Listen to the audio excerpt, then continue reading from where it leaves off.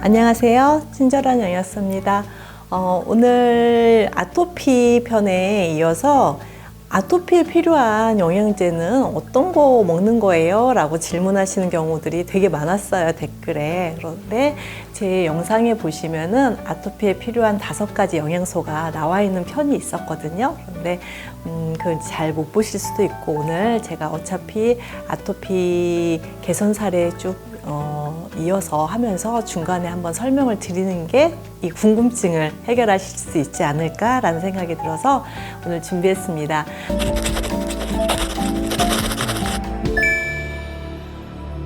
저는 5가지 영양소를 쓰고 있어요.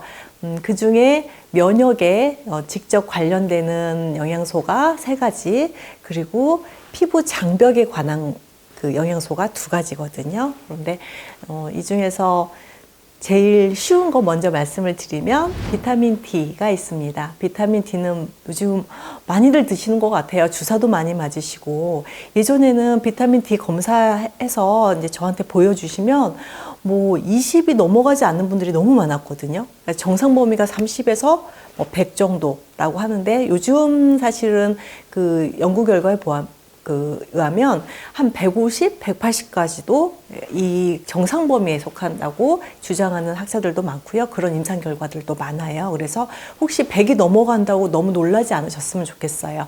왜냐하면 제가 관리해드리는 환자분들 100 가까이, 그리고 100 넘어가는 분들도 꽤 계시거든요. 그런데 제가 비타민 D는 여러 가지 역할이 있겠지만 아주 고전적으로 사실은 골격계에 골격계에 칼슘을 이동시키는 데 가장 중요한 영양소라서 비타민 D를 골격계로 생각하시는 경우들도 많았어요. 그런데 제가 아토피에 쓰는 이유는 면역을 조절하는, 우리 몸의 면역을 조절하는 면역세포가 있거든요. 조절 T세포라고 하는 아주 중요한 면역세포의 수장격입니다. 그런데 이 조절 T세포에 그 영향을 주는 게 비타민 D이기도 해요. 그래서 기본적으로 비타민 D 수치는 레벨을 올려야 된다. 그래서 제가 쓰고 있는 그 오메가3 제품에 비타민 D가 사실은 충분량이 들어있어서 비타민 D를 따로 드리진 않아요. 그런데 혹시 가정 내에서 고용량 비타민 D를 가지고 계시면 비타민 D를 드시면 좋겠습니다. 그런데 비타민 D만 드시면 이런 개선 효과가 있을까라고 생각을 하시겠지만, 제가 이런 비유를 드리거든요. 우리가 건물을 지을 때, 집을 지을 때 최소한 기둥을 4개는 쌓아야 되잖아요. 그리고 가운데 한 5개, 가운데 중심 기둥을 쌓기도 하고요. 그런데 이 4개의 기둥 중에서 한 기둥에 해당되는 거거든요, 비타민 D는.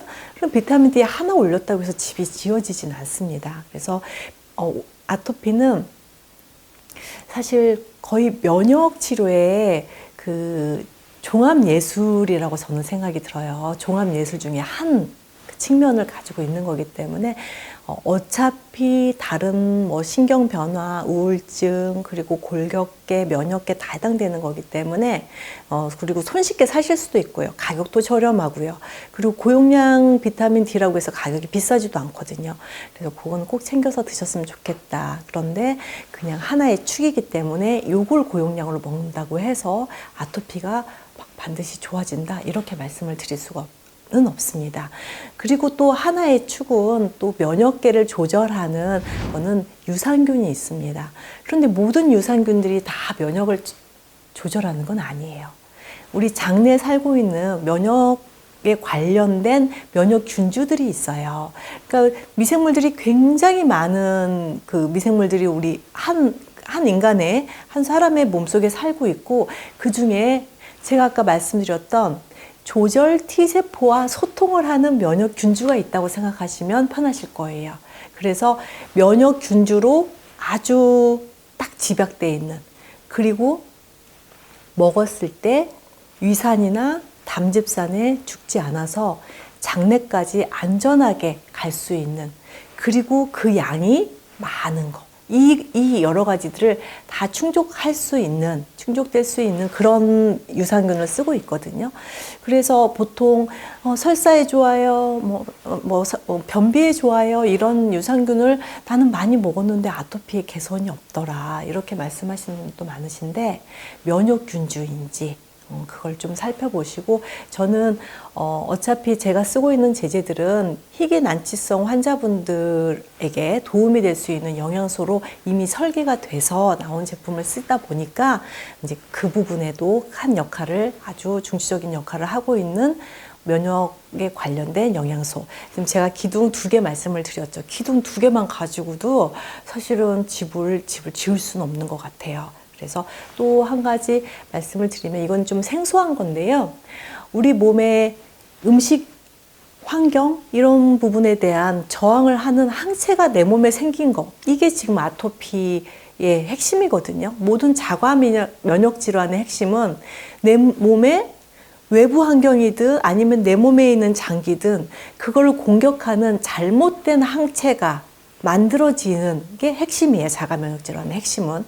그런데 아토피는 내 몸의 장기를 공격한다기보다도 외부에서 들어오는 어떤 물질들, 우리가 항상 먹는 음식들, 그러다 보니까 정말 난칠 수밖에 없는 게, 음식을 계속 먹잖아요.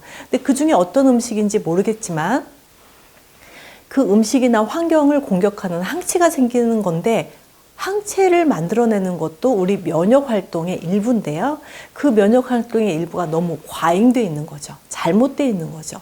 그런 것들을 같이 균형을 잡고 이 면역 활동을 할 수 있게 만들어주는 영양소가, 좀 특수한 영양소가 한 가지가 있습니다. 그래서 이제 고제제, 이렇게 3가지 면역에 관련된 제제를 쓰고 있고요. 그리고 여러분들 너무나 잘 아시는 오메가3 감마리놀렌산이 있습니다. 그런데 이제 이것도 사실은 면역계에 작용을 한다고 하지만, 이제 편하게 이해를 쉽게 하기 위해서 제 느낌으로 말씀을 드리는 거는, 피부 장벽을 어떤 내 몸의 면역세포가 공격했을 때 이 튼튼하게 장벽이 있어주면 공격을 덜 받잖아요. 실제로 내 몸은 다 세포로 되어 있는데, 세포 자체가 오메가3가 부족하고 오메가6가 충분히 많아지면요, 세포 자체 내에서 대사 과정에서 염증을 일으켜버려요. 가만히 있으면 염증을 일으키는 거죠.